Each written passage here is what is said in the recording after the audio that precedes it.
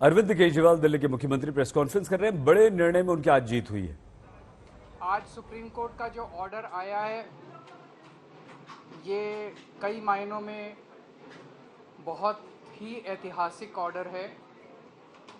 दिल्ली के लोगों की बहुत बड़ी जीत है। दिल्ली के लोगों के साथ जो अभी तक अन्याय होता आया उनके साथ माननीय सुप्रीम कोर्ट ने न्याय किया है। आज से 8 साल पहले 23 मई 2015 को हमारी 14 फरवरी 2015 को सरकार बनी थी। फरवरी, मार्च, अप्रैल, मई 3 महीने के अंदर, सरकार बनने के 3 महीने के अंदर ही जैसी हमारी सरकार बनी 67 सीट आई। 3 महीने के अंदर ही प्रधानमंत्री जी ने एक आदेश पारित करवाया केंद्र सरकार से कि दिल्ली के सर्विसेज के मामले अब दिल्ली की मुख्यमंत्री के पास नहीं रहेंगे, वो एलजी के पास रहेंगे या केंद्र सरकार के पास रहेंगे। इसका क्या मतलब हुआ? इसका मतलब ये हुआ कि दिल्ली सरकार में काम करने वाले जितने भी ऑफिसर हैं, जितने भी कर्मचारी हैं, ऊपर से लेके नीचे तक, आईएएस अफसर से क्लास ए से लेके क्लास 4 कर्मचारी तक, चपरासी तक, सारे कर्मचारियों की ट्रांसफ़र पोस्टिंग, उनकी डिसिप्लिनरी प्रोसीडिंग्स, नई अपॉइंटमेंट, पोस्ट क्रिएट करना, पोस्ट एबॉलिश करना, पक्के करना, ये सारा जो है ये अब दिल्ली की चुनी हुई सरकार के पास नहीं होगा। यानी कि अगर मैं मुख्यमंत्री हूँ, मेरे सामने कोई कर्मचारी रिश्वत ले रहा है, मैं उसे सस्पेंड भी नहीं कर सकता, मैं उसकी ट्रांसफ़र नहीं कर सकता। एजुकेशन सेक्रेटरी कौन होगा ये हम नहीं तय कर सकते, हेल्थ सेक्रेटरी कौन होगा ये हम नहीं तय कर सकते। ये आदेश प्रधानमंत्री जी ने 23 मई 2015 को पारित किया। 8 साल हो गए उन बातों को, 8 साल से संघर्ष कर रहे हैं हम लोग। इस दौरान इस आदेश को इस्तेमाल करके दिल्ली के कामों को जानबूझ के रोका गया। हम दिल्ली में स्कूल अच्छे करना चाहते थे तो वो जानबूझ के ऐसा एजुकेशन सेक्रेटरी बिठाएंगे जो कि काम ना करे। हम अगर मोहल्ला क्लिनिक बनाना चाहते हैं तो जानबूझ के ऐसा हेल्थ सेक्रेटरी बनाया जाएगा जो कि काम ना करे। जानबूझ के ऐसा फाइनेंस सेक्रेटरी बिठाया जाएगा जो हर चीज के अंदर अड़ंगा अड़ाए। तो इसको इस्तेमाल करके दिल्ली के हर काम को रोका गया। एक तरह से मेरे दोनों हाथ बांध दिए गए पीछे और मुझे नदी में फेंक दिया गया कि अब तैरो। ये तो ऊपर वाले का शुक्र है कि दोनों हाथ बंधे हुए होने के बावजूद भी हम किसी तरह से तैरते रहे और ऊपर वाला हमारा साथ देता रहा। इन सारी कठिनाइयों के बावजूद दिल्ली के अंदर हम लोगों ने इतना शानदार काम किया पिछले 8 साल के अंदर। तो आप सोच सकते हैं कि अगर हमारे पास पूरी पावर होती तो हम कितना ज़्यादा काम कर सकते थे। आज हम सुप्रीम कोर्ट के जस्टिस चंद्रचूड़ के जो और चारों जजेस हैं उस बेंच में, संविधान पीठ में, उन सब के तहे दिल से शुक्रिया अदा करते हैं कि उन्होंने हमारे साथ न्याय किया। मैं दिल्ली की जनता को केवल नहीं देना चाहता, बधाई देना चाहता हूं और उनका शुक्रिया करना चाहता हूं कि जो इतना लंबा संघर्ष था उस संघर्ष में दिल्ली की जनता ने मेरा साथ दिया। दिल्ली की जनता के साथ के बिना मैं कुछ नहीं कर सकता था। आज जो ये इतनी बड़ी जीत हुई है ये उन्हीं के आशीर्वाद, दिल्ली की जनता के आशीर्वाद और उनके साथ का, उनके सहयोग का नतीजा है। कदम कदम पे उन्होंने मेरा साथ दिया दिल्ली की जनता ने। अब हमें एक बहुत बड़ा मौका मिला है। दिल्ली का काम जो है अब ये 10 गुना स्पीड से होगा। आज के आदेश के बाद बहुत बड़े बड़े काम होंगे अब दिल्ली के अंदर जो सोच भी नहीं सकते। सबसे इम्पोर्टेंट है हमें एक ऐसा प्रशासन देना है दिल्ली के लोगों को जो कि रेस्पॉन्सिव हो, जो कि जनता की ज़रूरतों के प्रति सिंपैथेटिक हो, कंपैशनेट हो। तो अगले कुछ दिनों के अंदर आप देखेंगे बहुत बड़ा प्रशासनिक फेरबदल होगा। कई सारे ऑफिसर्स को, कर्मचारियों को ट्रांसफ़र किया जाएगा। इस आधार पे कि उन्होंने अभी तक कैसा काम किया। कुछ ऐसे ऑफिसर्स हैं, कुछ ऐसे कर्मचारी हैं जिन्होंने पिछले कुछ महीनों में, 1-1.5 साल में दिल्ली की जनता के काम रोके। कुछ ऐसे ऑफिसर्स हैं जिन्होंने दिल्ली में मोहल्ला क्लिनिक में दवाइयां बंद करा दी, अस्पतालों के अंदर दवाइयां बंद करा दी, जल बोर्ड की पेमेंट रोक के कई जगह पानी बंद करा दिया। ऐसे कर्मचारियों को, ऑफिसर्स को चिन्हित करके उनको अपने कर्मों का फल तो भुगतना पड़ेगा। लेकिन बहुत सारे ऐसे कर्मचारी और ऑफिसर्स हैं जो बहुत घुटन महसूस कर रहे थे, ईमानदार लोग हैं, काम करना चाहते हैं। उन सारे कर्मचारियों को, उन सारे ऑफिसर्स को मौका मिलेगा काम करने का। उन सबको जो डेडवुड है, जो करप्ट हैं, जो इनएफिशिएंट हैं, उनको अच्छी पोस्टों से हटा के साइड किया जाएगा, और जो अच्छे हैं, एफिशिएंट हैं, ईमानदार हैं, रेस्पॉन्सिव हैं, कंपैशनेट हैं, उन लोगों को, उन सारे अधिकारियों को और कर्मचारियों को मौका दिया जाएगा कि वो दिल्ली की जनता की सेवा कर सकें। सारे प्रशासनिक सिस्टम को भी दुरुस्त किया जाएगा। ये सारा सिस्टम भी सड़ा गला सिस्टम है। ऐसा सिस्टम बनाया जाएगा जो जनता के प्रति जवाबदेह हो और जनता के लिए रिस्पॉन्सिव हो, जनता की ज़रूरतों के प्रति रिस्पॉन्सिव हो। तो व्यवस्था के अंदर जितनी कमियां हैं, इन सारी कमियों को दूर किया जाएगा। तो पूरे सिस्टम को और ऑफिसर्स को और कर्मचारियों को जनता के प्रति जवाबदेह बनाया जाएगा और जनता के लिए रिस्पॉन्सिव बनाया जाएगा।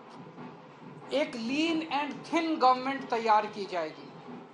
लीन, thin, responsive, compassionate and accountable government. ये हम चाहते हैं। दिल्ली, जैसे दिल्ली ने पूरे देश को शिक्षा का मॉडल दिया, हेल्थ का मॉडल दिया, अब एक ऐसे गवर्नेंस का, एडमिनिस्ट्रेशन का मॉडल हम जनता के सामने रखेंगे, पूरे देश के सामने रखेंगे। मैं देखता हूं कि कई ऐसी पोस्ट्स हैं जिनकी जरूरत नहीं है। उनमें कोई भी कर्मचारी या अधिकारी बैठ के जनता की 4 अड़चनें ही लगाता है। अगर वो ना रहे तो ज्यादा अच्छा रहेगा। तो ऐसी पोस्ट्स को चिन्हित करके या तो उन्हें खाली छोड़ा जाएगा या उन्हें अबॉलिश कर दिया जाएगा।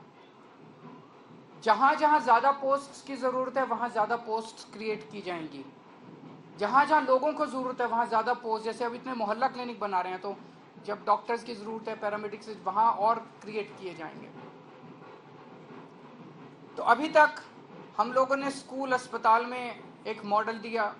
अब पंजाब के अंदर हम एक अच्छे लॉ एंड ऑर्डर, कानून व्यवस्था लागू कर रहे हैं। उसी तरह से दिल्ली अब कुशल प्रशासन का एक मॉडल पूरे देश के सामने देगा। मैं एक बार फिर से दिल्ली की जनता का बहुत बहुत आभार व्यक्त करना चाहता हूं, जिन्होंने पूरे संघर्ष में हम लोगों का साथ दिया। हैं जी, बिल्कुल होगी। सर्विसेज आने के बाद हम नई पोस्ट क्रिएट कर सकते हैं, पुरानी पोस्ट से अबॉलिश कर सकते हैं, कुछ भी कर सकते हैं। एसीबी अभी चुनी हुई सरकार के पास नहीं है, लेकिन विजिलेंस अब आ गया है। तो जो लोग अगर गलत काम करेंगे, भ्रष्टाचार करेंगे, कानून के हिसाब से काम नहीं करेंगे, उनके ऊपर विजिलेंस की कार्रवाई, डिसिप्लिनरी प्रोसीडिंग्स, विजिलेंस प्रोसीडिंग्स की जा सकती हैं। उसमें क्या बातचीत होने की संभावना, क्या आप उनको अब यह अनुरोध करेंगे कि वो अब और किसी प्रकार का हंगामा ना लगाए, और सुप्रीम कोर्ट ने जो निर्देश दिया उनसे आशीर्वाद लेने जा रहा हूँ। आपको लग रहा है कि ये पावर तो मिल गई है, पावर से ज्यादा जिम्मेदारी बढ़ गई है अब आपकी, क्योंकि अब तक आप बहुत सारी अड़चनें भी आपने बताई, लेकिन अब वो काम आपको कराने ही होंगे। नहीं, जिम्मेदारी तो पहले भी थी, वो जिम्मेदारी विदाउट पावर थी। अब जिम्मेदारी विद पावर आ गई है। जिम्मेदार देखिए, जब भी जनता वोट देती थी तो वो तो यही कहती थी, जी हमने तो केजरीवाल को वोट दे दिया, अब केजरीवाल जाने पावर है कि नहीं है उसके पास। जनता को कि बेचारों को क्या पता टीबीआर क्या होता है, आर्टिकल 239AA4 क्या होता है, उनको क्या पता बेचारों को। जनता तो वोट दे देती है, लेकिन हमारे पास पहले उन जिम्मेदारियों को पूरा करने की पावर नहीं थी, शक्ति नहीं थी। अब शक्ति दे दी है सुप्रीम कोर्ट ने हमें। पहले जो आपके काम है, अगर आप याद दिलाना चाहें, कौन सी ऐसी फाइल है जो की हुई है और कौन से ऐसे काम है जो आप करना चाहेंगे तुरंत तेजी से? ऐसे बहुत सारे काम हैं जो पिछले कई सालों में अटके। पिछले 1 साल के अंदर तो आपने देखा कि किस तरह से पिछले साल लास्ट के महीने नवंबर तक आते आते मोहल्ला क्लिनिक के अंदर लैब टेस्ट्स बंद हो गए थे, दवाइयाँ बंद हो गई थी। जल बोर्ड जो है बजट, असेंबली ने बजट पास कर दिया, लेकिन कुछ ऑफिसर जो हैं वो बजट रिलीज नहीं कर रहे थे। हर डिपार्टमेंट का गला घोंट दिया गया था अफसरों को के जरिए, वो अब बंद हो जाएगा। अब जितने जो असेंबली के अंदर हम बजट प्रेजेंट करते हैं और जो जनता की बात रखते हैं, वो सारी चीजें अब हम कर पाएंगे। सर, क्या अधिकारियों की मीटिंग आपने बुलाई है, बड़े अधिकारियों, क्योंकि कहा जाता है कि एलजी के जरिए अब तक सीएस काम कर दे रहे हैं, तो क्या उन्हें मीटिंग के लिए आपने बुलाया? जरूर बुलाएंगे, अब आने वाले टाइम में मीटिंग्स होती रहेंगी। सर, अभी हाल के दिनों में बहुत सारे ऐसे फैसले एलजी ने लिए जो कि मतलब सरकार के अधिकारों का उल्लंघन करके खुद से लिए गए, क्या अब उन फैसलों को रिव्यू भी किया जाएगा? वो फैसले कई सारे गलत हैं, इनफैक्ट कई सारे तो सुप्रीम कोर्ट में पेंडिंग है। कल एल्डरमैन का केस आ रहा है सुप्रीम कोर्ट के अंदर, ट्यूसडे को डीआरसी के चेयरमैन की अपॉइंटमेंट का केस आ रहा है। फिनलैंड जो हमारे टीचर्स को नहीं जाने दिया, उसका केस सुप्रीम कोर्ट के अंदर पेंडिंग है। जब मेंशन ही किया था हमने ये केसेस तीनों, तो सुप्रीम कोर्ट की टिप्पणी काफ़ी तल्ख थी कि ये कैसे एलजी साहब रोक सकते हैं। एल्डरमैन की अपॉइंटमेंट बिल्कुल गलत हुई है। जो डीआरसी के चेयरमैन 4 महीने से फाइल एलजी साहब के पास पड़ी हुई थी, एलजी साहब ने अपॉइंटमेंट नहीं होने दी, तो हमें सुप्रीम कोर्ट जाना पड़ा। मुझे लगता है कि अब इतना सुप्रीम कोर्ट जाने की, हाई कोर्ट जाने की जरूरत शायद ना पड़े।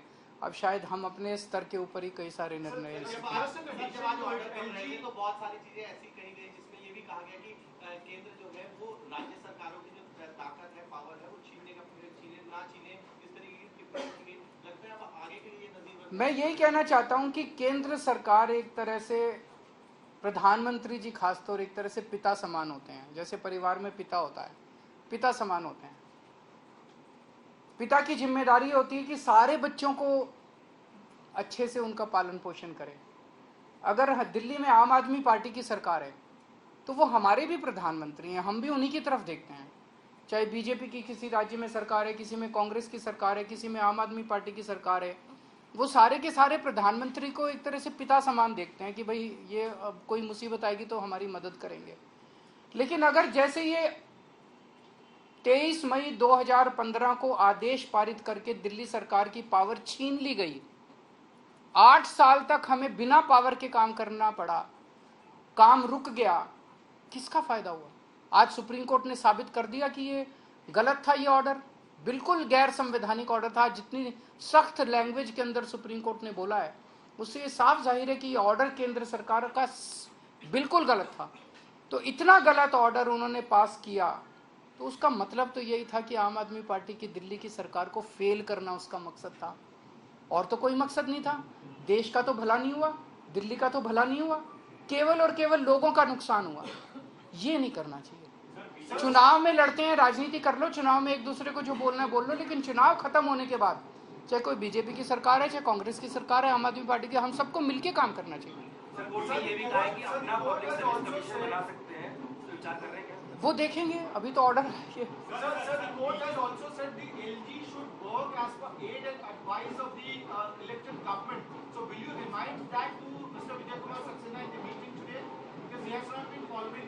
जब उनका आशीर्वाद लेने जा रहे हैं तो सारी चीजों पे आशीर्वाद है जी, मिलके काम करेंगे। बीजेपी के नेताओं को कुछ बयान ऐसा भी आ रहा है कि अभी संसद भी है, संसद में कानून बन सकता है, अगर गलत लगेगा तो उसमें बदलाव कर देंगे, बड़ी बेंच के पास भी जाया जा सकता है। ये पहले भी कोर्ट में दलील दी थी तुषार मेहता की तरफ से कि 9 बेंच के इस मामले को लेकर। तो क्या मेरे ख्याल से अब लार्जर बेंच नहीं, आज उन्होंने क्लियर कर दिया। 5 जज बेंच को अगर रेफर करना होता तो वो आज ही कर देते, तो लार्जर बेंच का ऑप्शन नहीं है। मेरी अब उनसे यही निवेदन है, यार अब हमें काम करने दो, इतना टाइम तो खराब कर दिया। अगर आपने दिल्ली पे राज करना है तो दिल्ली के लोगों का दिल जीतो ना, कि अगली बार आम आदमी पार्टी को वोट ही ना दें लोग। ऐसा काम करो, मतलब काम में टांग क्यों उड़ा रहे हो? जब तक हमारी सरकार है हमें काम करने दो, कल तुम जीत लेना, तुम काम कर लेना, टांग तो नहीं अड़ानी चाहिए।